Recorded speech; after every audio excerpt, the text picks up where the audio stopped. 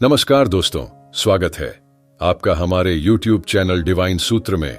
आज हम आपको बताने जा रहे हैं कैसे हुई थी राधा जी की मृत्यु। पुराणों के अनुसार राधा भगवान श्री कृष्ण की प्रेमिका थीं। बरसाने के साथ ही राधा अपना अधिक से अधिक समय वृंदावन में ही बिताती थीं। राधा ने जब कृष्ण को देखा तो वह बेसुध हो गई थी। कहा जाता है पहली बार उन्होंने श्री कृष्ण को तब देखा था जब उनकी मां यशोदा ने उन्हें ओखले से बांध दिया था।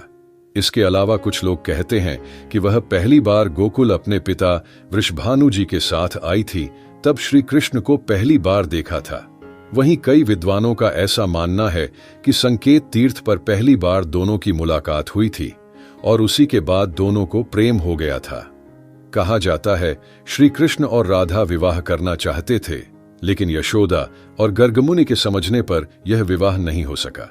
उसके बाद श्री कृष्ण गोकुल वृंदावन को हमेशा के लिए छोड़कर मथुरा चले गए और मथुरा से द्वारिका। लेकिन इस दौरान भी वे कभी राधा को नहीं भूले और राधा भी श्री कृष्ण को कभी नहीं भूली।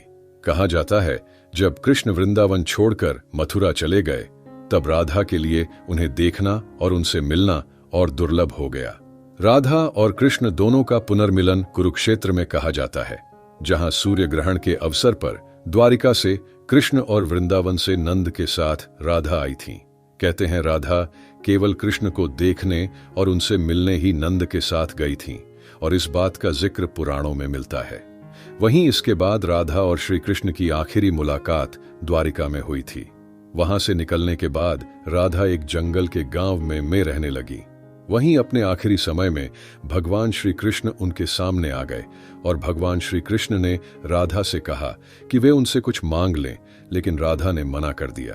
कहा जाता है कृष्ण के दोबारा अनुरोध करने पर राधा ने कहा कि वे आखिरी बार उन्हें बांसुरी बजाते देखना और सुनना चाहती हैं। उसके बाद श्री कृष्ण ने बांसुरी ली और बेहद सुरीली धुन में बजाने लगे और उस समय श्री कृष्ण ने दिन रात बांसुरी बजाई।